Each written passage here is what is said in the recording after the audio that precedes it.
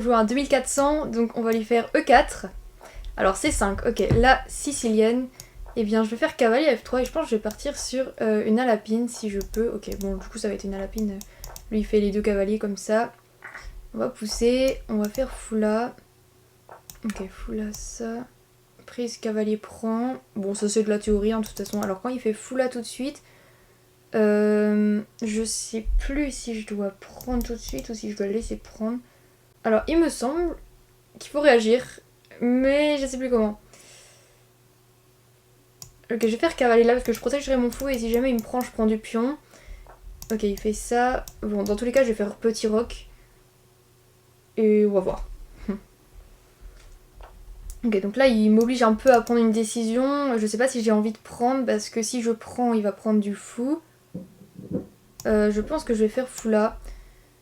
Pour le coup, j'ai pas forcément envie de prendre. En fait, j'avais envie de prendre, mais que quand il peut prendre du pion et tout. Mais quand il prend du fou, je suis pas sûre. Enfin, je sais pas. Dans ces positions-là précises, je sais pas.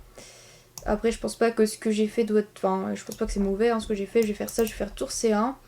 Donc là, s'il me prend, alors je vais prendre du pion, je pense. Ok, donc là, il fait ça. Alors.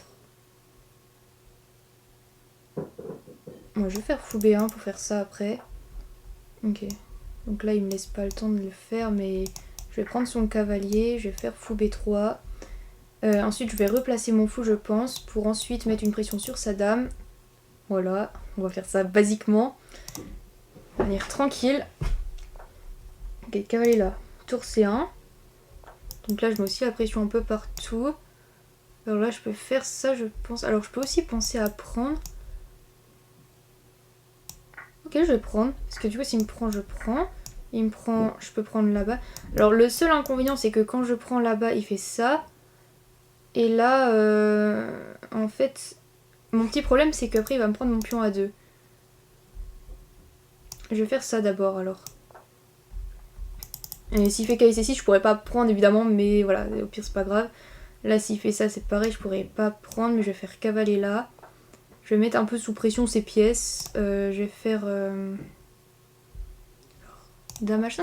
C'était pas si ouf que ça, mais c'est pas grave que je vais faire ça.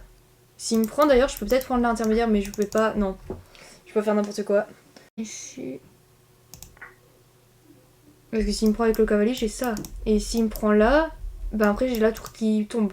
Donc ça c'est pas mal. Faut que je joue un peu plus vite parce que là je parle beaucoup, mais je joue lentement, très très très lentement. Mais finalement je pense que là, ça va. Ok, je vais faire tour là. Je vais menacer de prendre ici. Ok, je vais prendre ici. Je vais faire ça. Ok, je vais faire ça. Il va faire tour là, c'est sûr et certain. Pour gagner mon pion. Ok. C'était sûr.